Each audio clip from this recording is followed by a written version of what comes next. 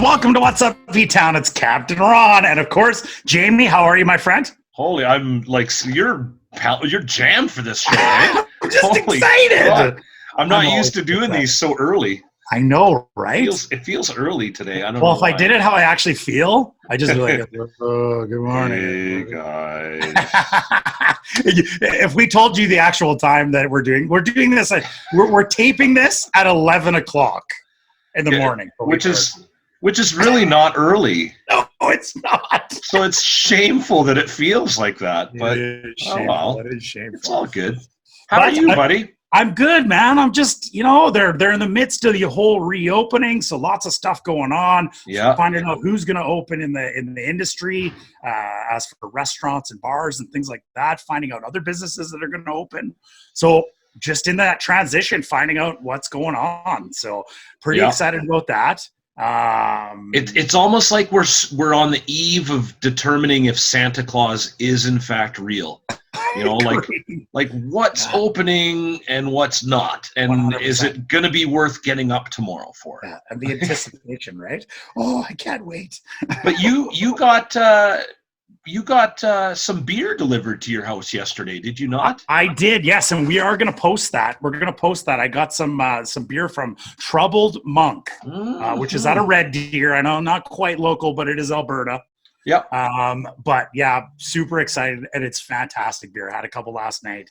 Amazing. So they deliver. I'm going to tell everybody right now, go to Troubled Monk, order your beer. If you order it before 1 o'clock, you get it that awesome day. That's crazy. It's amazing. It's amazing what they're doing right now. I got to try Sea Change next time. That's one of our friends. Yeah, Sea Change is deadly, man. We love those guys. We did a podcast at Sea Change, and the sandwiches are so good there all the time. We definitely. You know what? We're talking about beer. That reminds me of my guest, because I have had, or our guest, pardon me, my guest.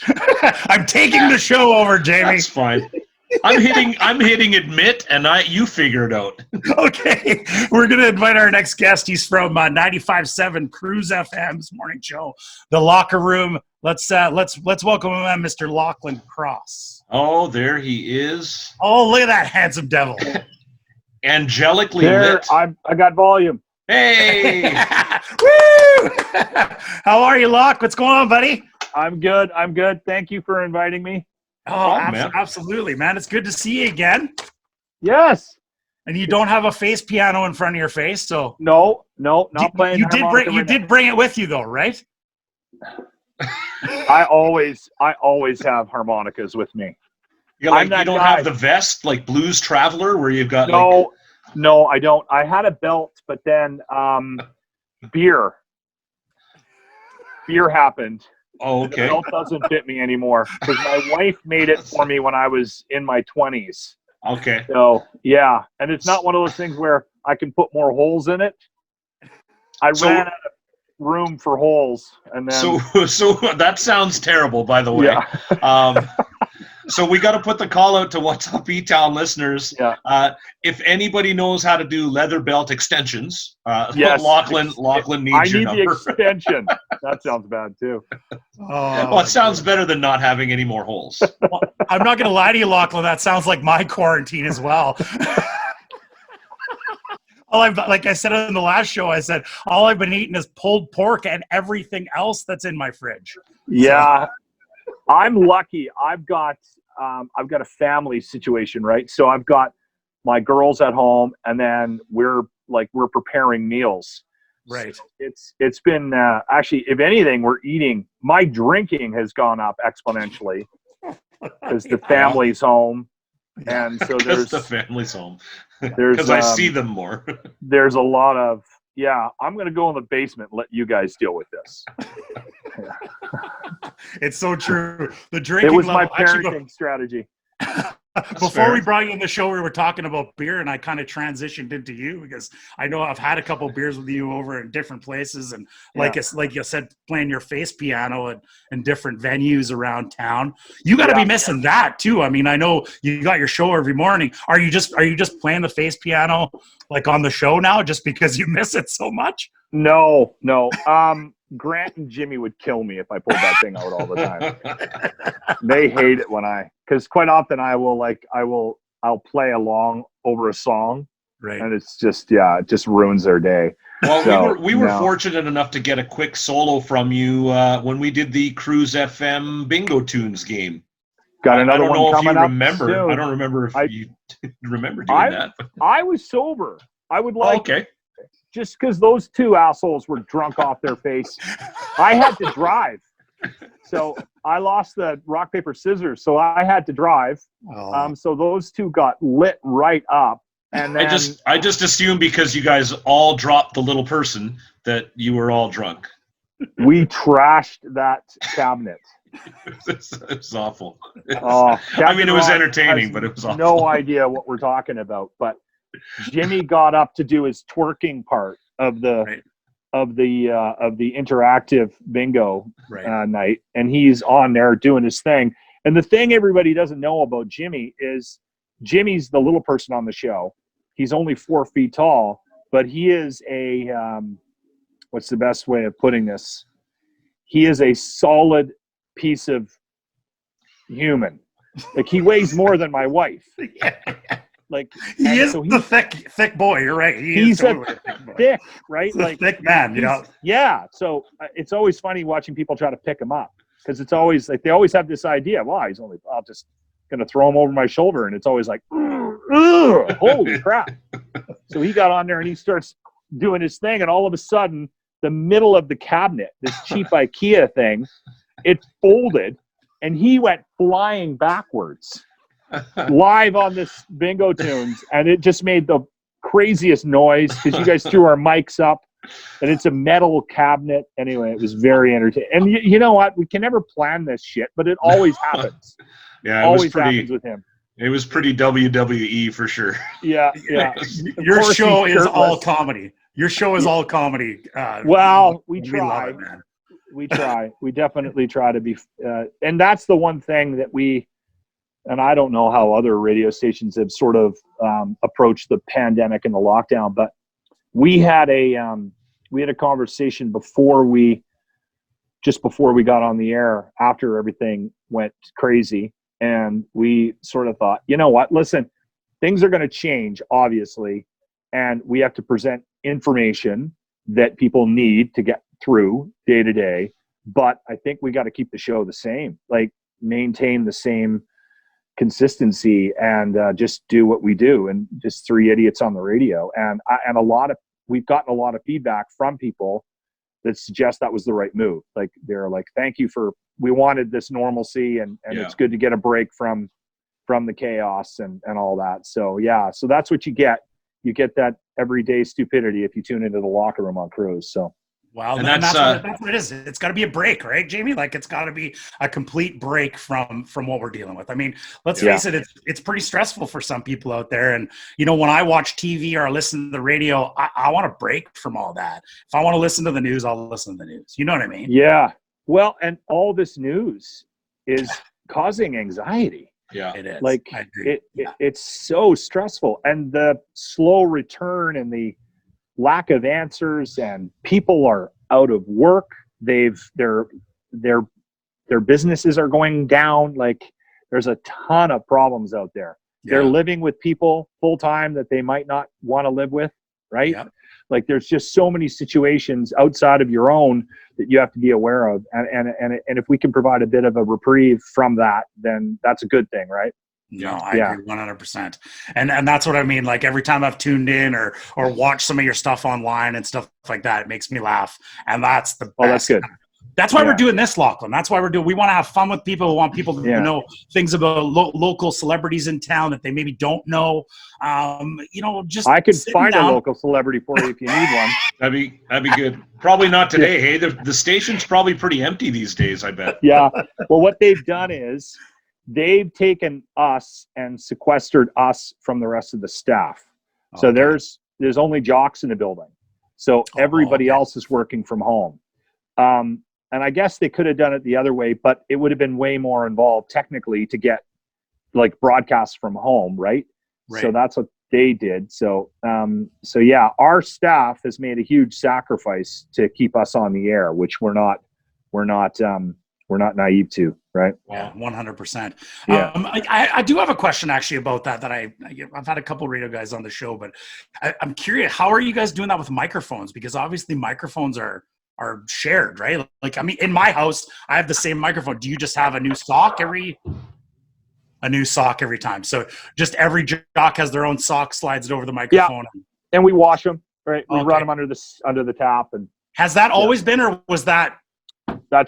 We've always done that. We've always, okay. So it's not just a protocol for COVID. Okay. No. And we also have a room full of disinfectants. So we're wiping everything down. But we, on top of being sequestered from the rest of the staff, we are kind of sequestered ourselves as well. Like, we're seeing very limited people. Right. Like, Jimmy, the little guy that I mentioned that destroyed the cabinet during the last Bingo Tunes. Another one coming up here, by the way, very shortly. Do people know about Bingo Tunes? Oh yeah, we've talked about it. You guys go ahead. Like, we're definitely going to talk about that for sure, because that's coming up. Okay. When is that coming up again, Jamie? That's next. One? Well, it's I mean, dates are all weird, right? But it's the 22nd. Okay. Yeah, but I don't know when we're going to air this one, but are you going to do every Saturday too, Jamie? Still going? We're taking this Saturday off, the 16th, but okay. And then, well, so I guess by the time people see this, it'll have been last Saturday that we took off. But you took the long weekend off then. Yeah, okay, and then what we're really pushing for now is going to be your game on the 22nd, and then we're pushing to do a Canada-wide game with up to 300 players, and we're going to try and have at least one person playing from every single province and territory. And we've got it so far just on the people that we've solicited info from already that have played. We've had over 500 unique players so far in 7 weeks. And that's at 95 people per game. The only two provinces we haven't gotten a player yet from is New Brunswick and then the Yukon. But I've got people saying that they have connections that both places. So we may be able to pull this off, where we do a Canada-wide online Bingo Tunes game and 300 people with every province represented, which would be pretty kick-ass. It's very cool, and I'm glad we sort of jumped in at the beginning of this because you guys had only done 3, I think, before we did the first one with Cruz in the locker room. Yeah, because you played in that third one, right? Yes. And then we did the one for your listeners. So you and Scott do a great job with that thing. That's a lot of fun. Yeah, do they ton of fun. Do they ever, right? Like, it's unbelievable with everything that goes on during that show. It is really very well done. You guys have done such a good and it's a good outlet for everybody on a Friday or Saturday to get out and have fun and interact with people again, right? Yeah. It's interesting. You know? Yeah, it's very fun. I think it's something that even if life gets back to normal, you guys will be able to continue to do, for sure. Yeah, we'll see. And like, I want to diversify it a bit too, because I know like Ron, he's a pretty humble guy, which is weird to say. But he has moments of being humble, and he's a pretty damn good Bingo Tunes host as well. He had a good run at Brewhouse downtown. Okay. And he was at Urban Tavern, which is hopefully going to be the cabin again. So I want to see if we can't. I'm trying to work on him to do an online Bingo Tunes game as well at some point. So we'll see. Cool. We'll see what happens. Yeah, you man. never know, right? Could be fun. Absolutely.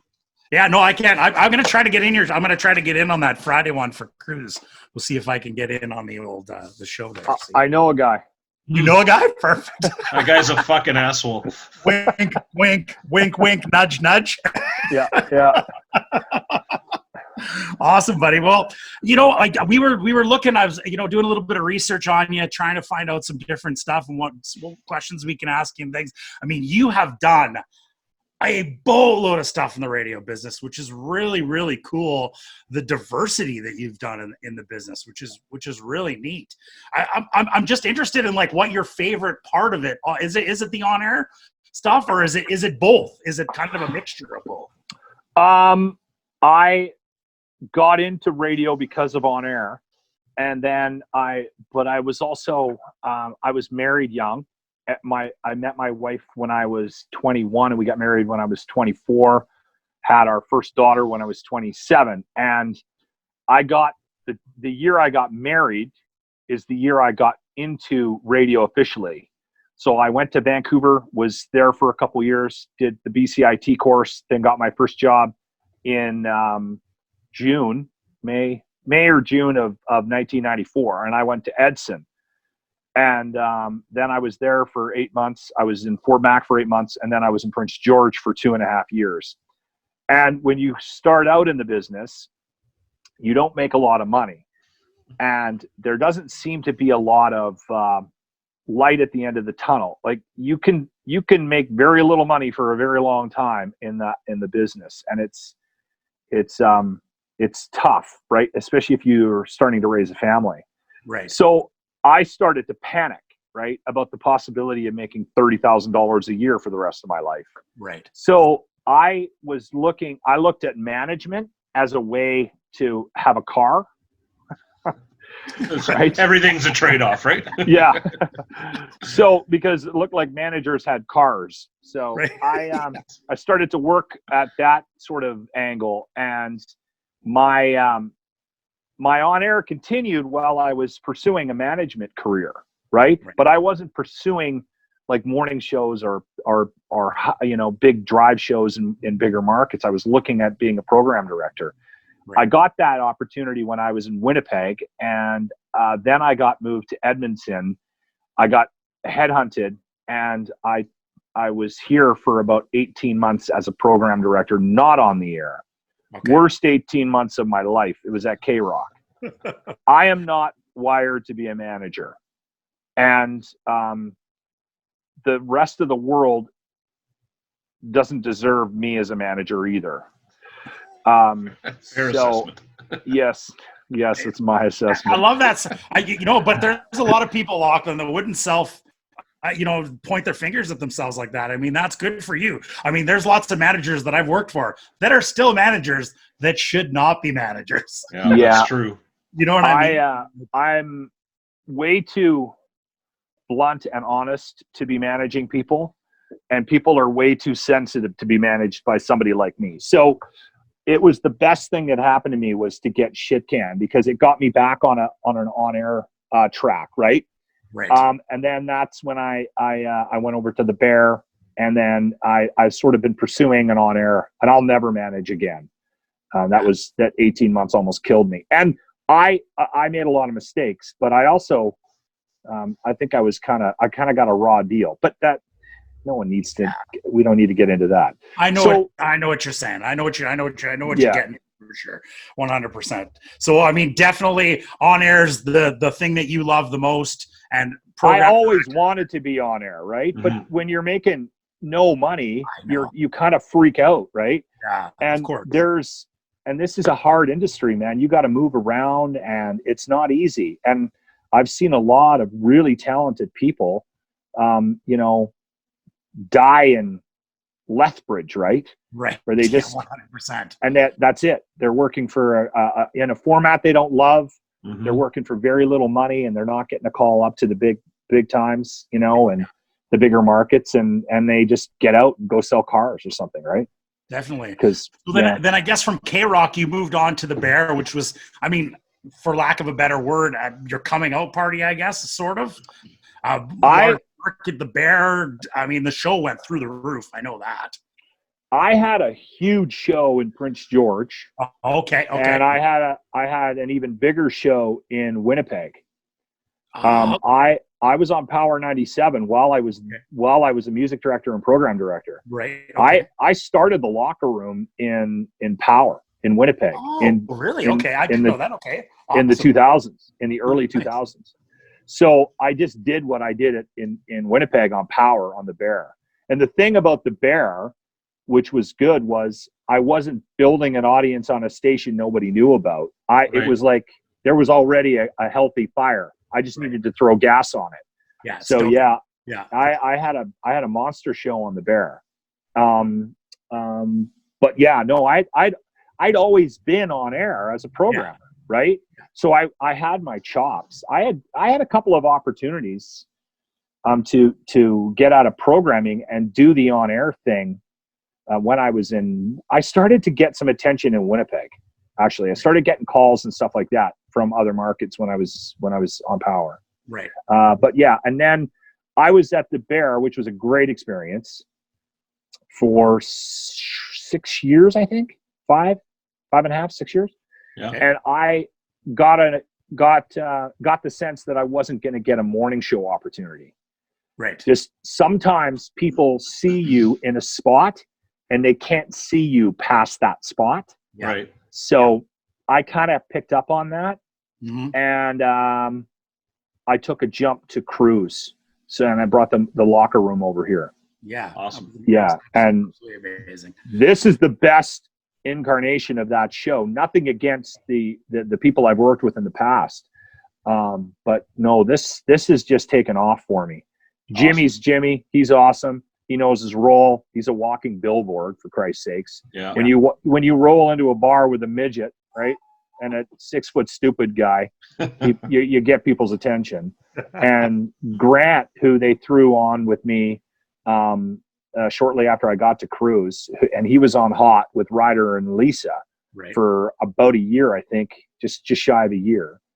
Grant is the perfect combination to what I bring to the table. Like he gets it. He's unbelievably funny.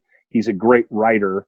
And the thing about Grant is when you work like an a-hole with an a-hole like me, that steamrolls, you have to be able to find your spots. And I have never worked with anybody that gets his spots in. Like I will listen to the show afterwards to hear a break or cut something out for the weekend best ofs or whatever. And I will hear something I didn't even hear him. And it's the funniest part of the show. Right? Yeah. Grant's awesome.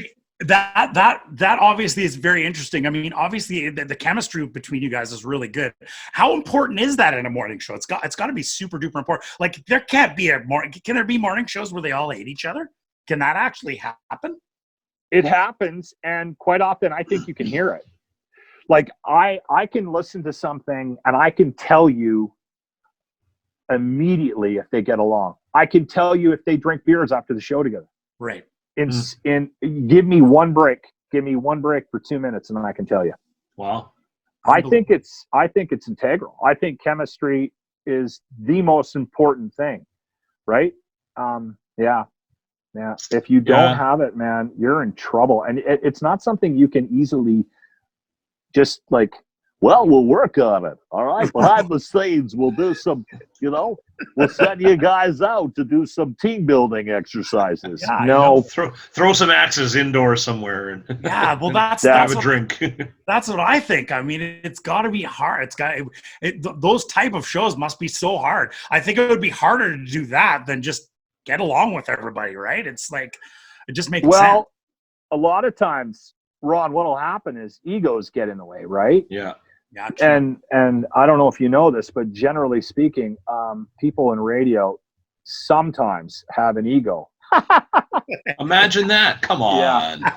So, DJs in general, my friend, because I come from the nightclub world, so obviously DJs in general, I think, have that. Yeah, they have ego and they always have weed. Okay, so now you put somebody in the room that thinks he is more important than the guy across from him or is more valuable of a contributor, and you're just asking for trouble, right? Yeah, 100%. Yeah, I think that's the one thing in our room that we don't.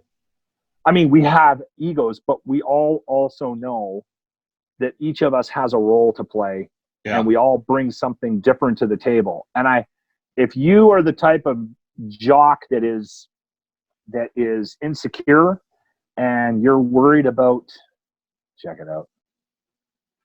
Oh shit! Jimmy, how are you, buddy? Shirt off, nice. Where that shirt looks like, that is so, the color on that shirt, it almost looks like he's not wearing a shirt. Like that's one of those cool body shirts that looks like he's naked. No, he's got no shirt on. Okay. Welcome to my life. Okay. Anyway, so I think all three of us, no, I don't think I know, all three of us are well aware of our roles. and we're all well aware of our strengths and our weaknesses, and we all bring something different to the table, right? It's like any good sports team, right? Really, like you said, you have to know your role. You have to be comfortable with who you are and what your skills are. But you have to be humble enough to recognize that the guy beside you, he may be in your brain just as talented or not as talented, but if he makes you better, then he's good for you. And if it makes your show better, then that's a win for everybody, right? So you got to be able to check and balance yourselves. That's one thing I think being a manager that I benefited from. I ended up working in a situation where I had shows that worked and shows that didn't work, right? And you saw from a guy that had to make something happen, that's working with these groups, you saw what damage it did if they didn't get along or one thought he was more important than the other one, right? So yeah, I think that's what I might have brought. I might have learned that humility from having had to work as a manager for a while, right? So yeah, worst job in radio too, by the way. It's called a program director, the manager. Jesus. I would have thought you'd be a great sales guy. Oh God, no. When I got shit canned from K-Rock, I did that for a very short period of time. Yeah. And that's even worse than programming. Having to sell. Ugh. Yeah, that to me, I never did anything like that. Like I've done a lot of sales stuff, but selling air, man, like if you're good at that, that's pretty impressive. It's pretty lucrative too. You can make good money at it, right? Yeah. So definitely. It's a tough go though, tough sled. Yeah.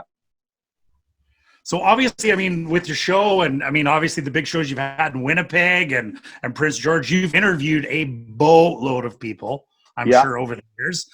Do you have a favorite interview story you can tell us, or a favorite interview that you've done where you were just like, oh my God, you get off and you're like, oh, that was the best interview? Because you obviously have that feeling afterwards. You're like, wow, that was good. I think it was entertaining. I'll start with some of the worst ones. Yeah, there you go. That's perfect. Everyone likes a train wreck. Yeah, buddy. If anybody gets a chance to go online and find James P. White's interview with the guitar player from Cheap Trick. Jimmy, what's the guitar player's name from Cheap Trick again? Rick Nielsen. I was gapping on that. If you go to our Locker Room YouTube page, the Locker Room YouTube page, and check that out, it is hands down the most painful interview I have ever heard. We have more hits on that than anything. Like I got interviews up there with like Pearl Jam and Metallica, and this one has more hits because of how bad it is. If you get a chance, go listen to that. My worst one, I think, would be George Thorogood. He was in a bad mood, and everything I asked him, it was awful. It was so bad, I started laughing about halfway through. Was he not answering the questions, or was he avoiding all the questions? Just a dick. Like this.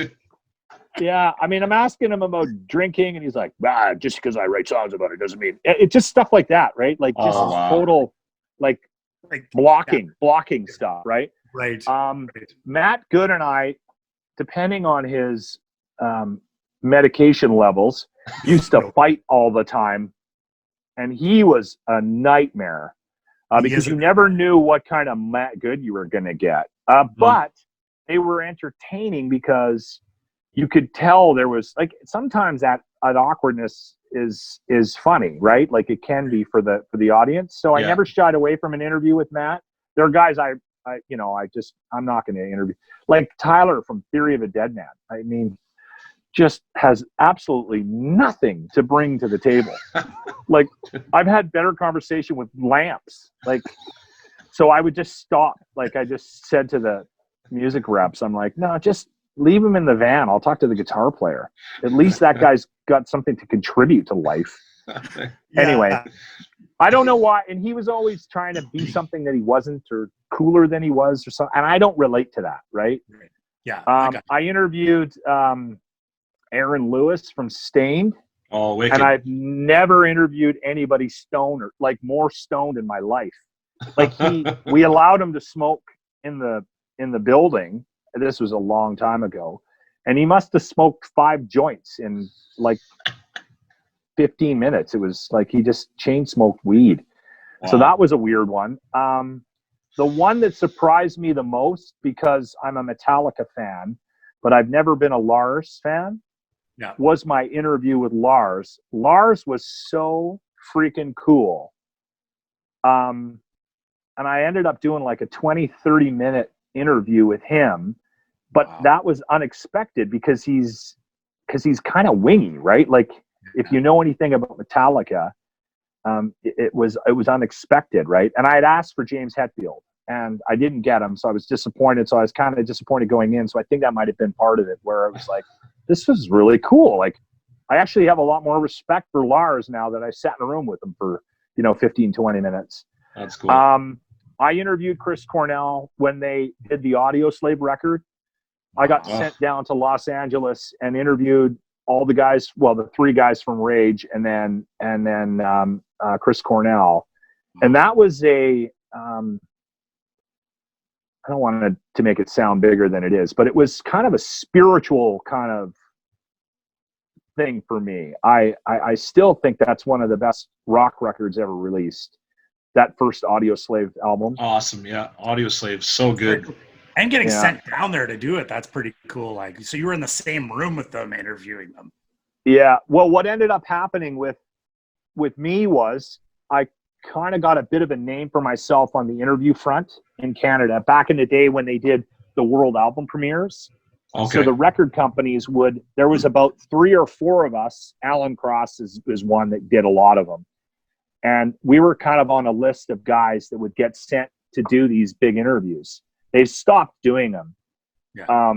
But they would ship us around the country and around North America to go do these interviews. It was kind of cool. So I did that. And then we'd go back with the tape we had, and we'd sit down and we'd cut together with the music from the album. We'd cut together a world album premiere, a 60-minute world album premiere, and it would get shipped across the country. So I did a handful of those. I did Pearl Jam's record, Binaural, in 2006. And that was cool because I'm a huge Pearl Jam fan. And I was so freaking nervous. I was in Seattle. I was in they're like, they have a office space that they've got a huge studio in. I don't know. Have you ever seen pictures of the Pearl Jam practice space? No. I'm not sure if I have, actually. No, I don't think I have. I was in that building. If you go on like No Code or anything like that record, there's pictures of them sitting there with Neil Young. And anyway, they've got this office space, and Eddie Vedder was so freaking cool. I ended up chatting with him probably about 15 minutes longer than they wanted me to as well, because we kind of connected, got along, and so he just kept sending the handlers away. I interviewed Black Sabbath when they released their 13 record in 2013. I got sent to Los Angeles to do that one. And that was cool because I got to interview Geezer and Ozzy. Oh, and wow. Ozzy, the coolest part of that interview wasn't the interview. It was actually sitting in the room. They had like a suite at a hotel, like a high-end hotel. And so I showed up in the morning, and then I was sent down to the room to set up my gear and get ready for the interview. And they were in the next room. Like I was in one room and they were in the next, and they had the door open, and Sharon and Ozzy come in, and Geezer and their handlers and people, and Ozzy's just holding court, and he's just like, just chatty as hell and telling jokes. And that was more entertaining than the interview, because he was sort of not trying to do an interview. He was just chatting, right? Yeah, you're just in that inner circle, right? You're the lamp. Yeah.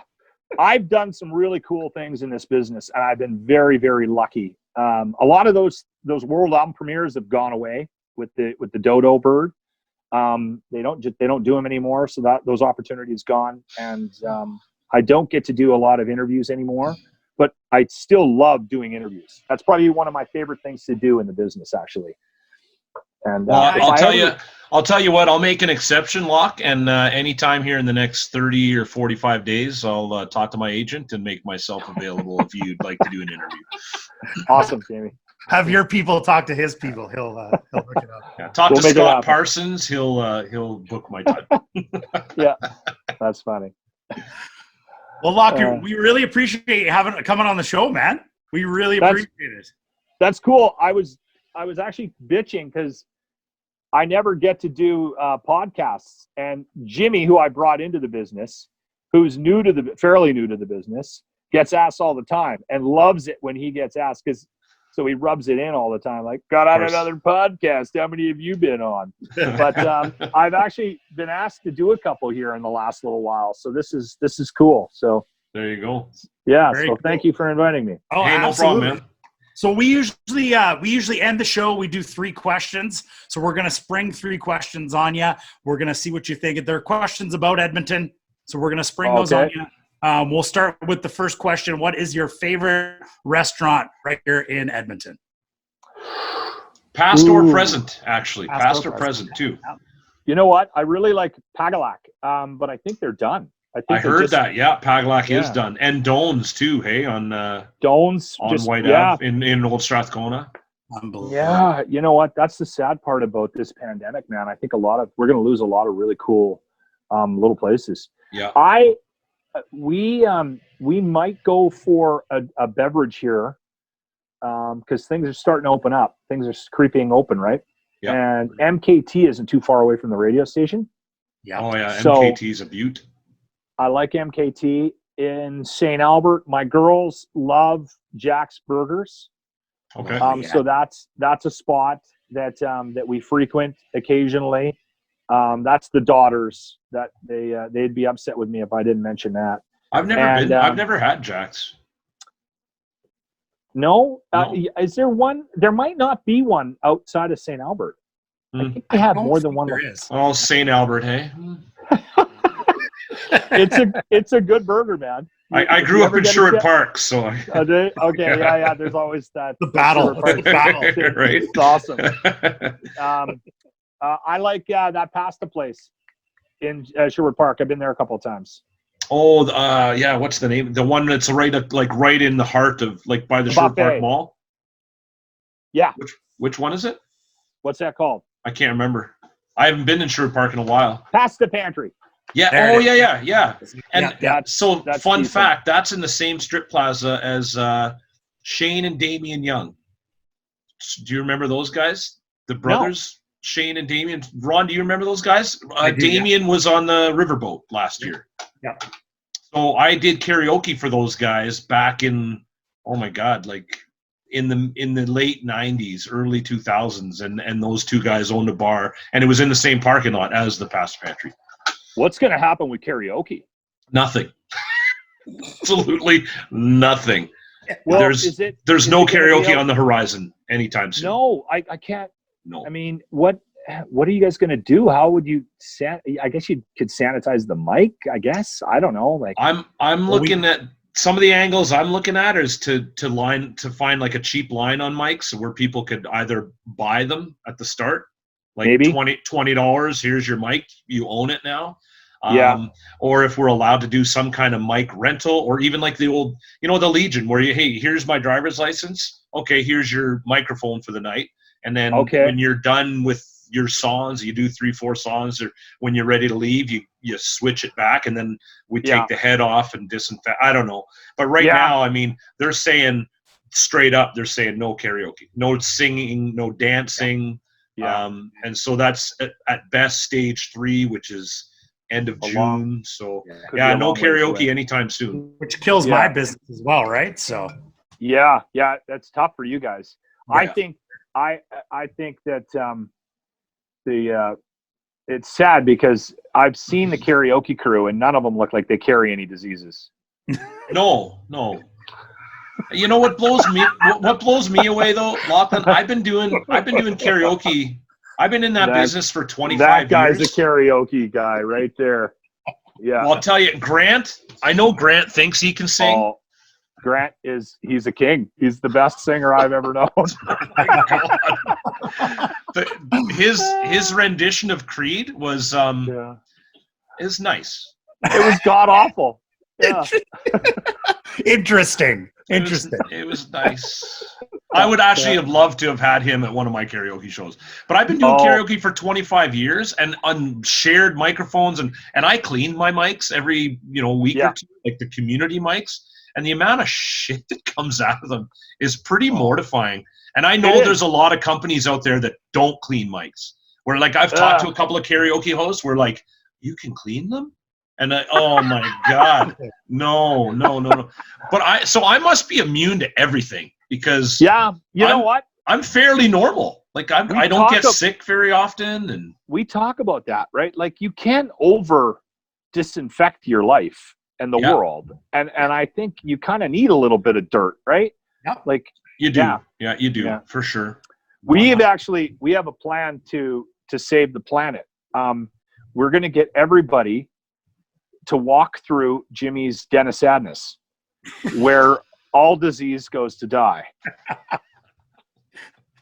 And if you can spend 30, 40 minutes in the den of sadness, you'll be immune to everything for the rest of your life. That place is legendary. Yeah. The den of sadness.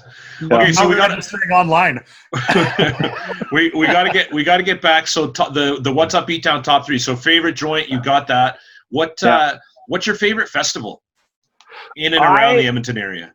Okay, now I am the furthest thing from a hippie, but I got talked into shortly after I got here, about 3-4 years after I moved here, which was 2006, to go to the Folk Fest, and I absolutely love that festival. And I usually try to get into it every year. It's so sad that they had to cancel that and all these festivals. So, it's a crushing summer, for sure. Yeah, it's going to be that's a tough blow for music fans like myself. But I always go, and I never have any expectations because I always leave there in love with a handful of artists. I'm a big blues fan too. Yeah. So I mean, there's not too much of a jump from folk to blues, and a lot of the acts on that bill every year, you know what, they could be in a blues festival too. So like, I'm a huge Ben Harper fan, and he's been there I've seen him a couple of times. So yeah, but I was actually going to ask you that earlier. I know you're a huge blues fan. We're going to interrupt here. Why not? Yeah. You're a blues fan. Like, where does that come from? Your family, or like, how did you finally? Is there just something that kind of organically happened, or like, because you are a huge blues. You've had a blues show. You play in blues bands, so you are a huge fan of blues. I don't know where that came from. Because I'm the whitest guy in Canada too, right? Like. Yeah, right. Did it just so it kind of organically happened then? You just kind of started to fall in love with the music. When I started to get into music when I was a kid, right. Like when I was 10 or 11, that became a real thing for me, music. And I started to get into blues at an early age, and I picked up the harmonica, and I've just sort of been a fan ever since. And the rock I like too, like Led Zeppelin, is a lot of it's blues based.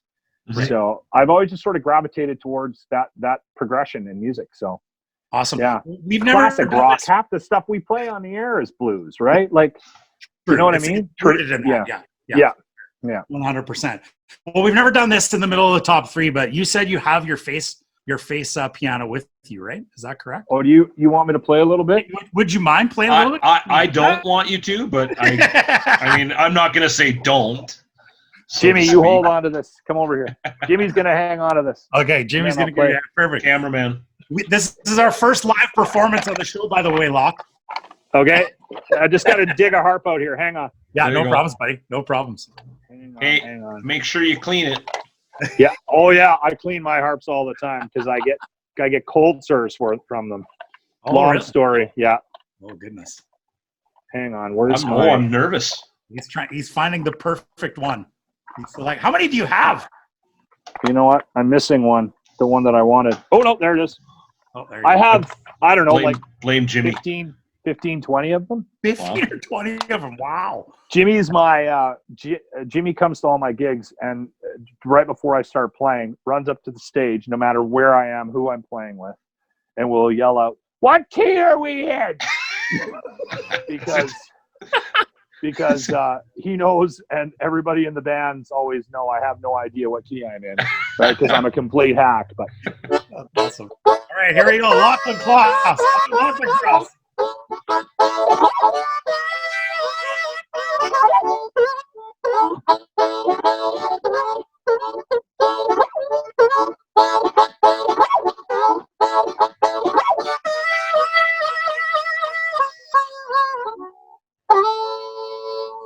There you go. Yeah. Woo, first performance. Right on, man. That's pretty cool. How bad did that sound over Zoom? It sounded fantastic, actually. It sounded really good. It could always be worse. Right? No, that was good, man. Thanks for doing that. Okay, so we got Pagalak, Jack's, and Pasta Pantry, and we got Folk Festival. That's correct. Yeah. Ron, hit him up with the last question. Oh, go ahead. Yeah. Can I put in a word for the Pint? We love the Pint downtown. Yes. Okay. We hit the Pint all the time. That's like a Friday spot for us. We've been missing that, and over the lockdown. So, absolutely, they should be coming on board here pretty soon. Yeah. Oh. Kelly's Pub's is a nice spot too. We like to hit Kelly's Pub for different events. We'll pop in there for a couple of drinks. Yeah, that's Kelly's downtown, right on. What's that road? I love that place. 150th, something like that. Well, that's another thing that I appreciate about you and your show is you really do support local hugely. Yeah. We do. We really do try, definitely. And I think moving forward, I think all of us should do it better. I mean, I will admit freely that I do the Costco shop and I do that kind of stuff, but we definitely try to, when we can, we do try to support local businesses. And I think that the more we can do that, the better off we're going to be, to get us out of this rut that we're going to be in because of this whole coronavirus thing. Crazy times. Yeah. 100%. All right. Our final question. Once again, thanks for joining us. What is your favorite thing about the city? What do you love about Edmonton, or Etown as we call it on the show here? Well, the one thing about moving around the country, because you have to do that in radio, and I've been bouncing around quite a bit, is you get a good sense of the cities you're in and the overall kind of personality of the city. And the one thing that jumped out at me right away when I got here was how charitable Edmonton is. And I think that's probably because I've been on the air promoting charity events and that kind of thing for years and trying to help out. That is actually a mandate of the show. And that's not a unique position to take, but I mean, I know there's kids starving in Africa and that's a horrible thing, but there's also people in our own backyards that need help. So whenever we do any charity things or we focus on anything like that, I've always sort of tried to focus on the local side of things. And I have never seen a city like Edmonton with respect to how much they give back. So I would say that if I had to highlight one thing, Etown, that and the bike lanes. Doesn't everybody love the bike lanes? Oh my God. And shouldn't we have more? Why don't you just play your harmonica some more? Yeah, I think a lot of people wanted you to swallow that harmonica. Bike lanes. That's a whole other show. Bike lanes. That's a whole other show. Drive me crazy. Yeah. Hey, but the 22 people that use them are very happy. Yes. Yes. Oh, trust me. And say something negative about them online. You'll spend your weekend fighting with them. Right? No Go kidding. back and look. They're ferocious. Look at my Twitter account. Yeah. They're ferocious. Yeah, for sure. Yeah, they come after me. Yeah. Well, Loch, we really appreciate you joining the show, man. Please, guys, our listeners, go and listen to the. If you haven't been to the locker room, you definitely need to listen. What time are you on again? What time does the show start? We start at 5:30 and we go till 10 weekday mornings. Yeah, and they rerun our show on the weekends as well. So if you tune into the 95.7 Cruz FM, you'll be able to find us at some point.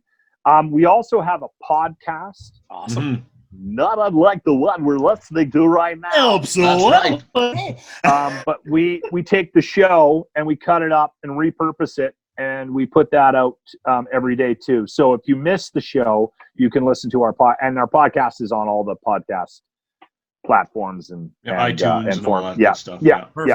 Awesome, man. Well, I can tell you guys. I'll be listening. I'll be listening to the podcast as well. Thanks very much for joining us on What's Up Etown. It's been a great interview, and thank you for being so gracious with your time. Thank you very much.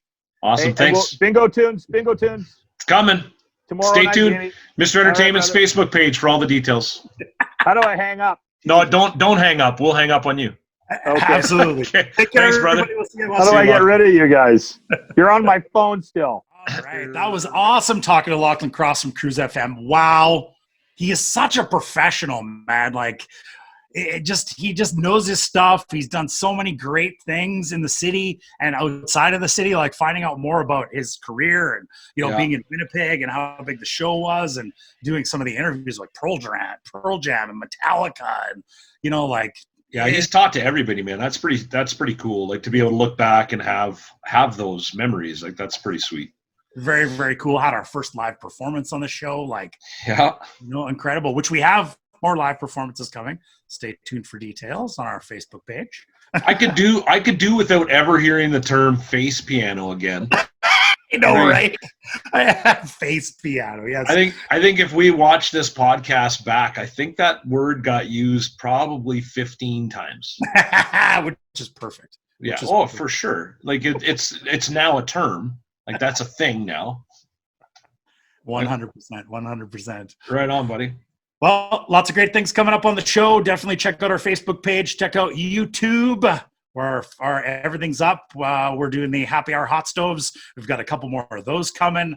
We've got some shows for Thursdays coming as well in the next few weeks here.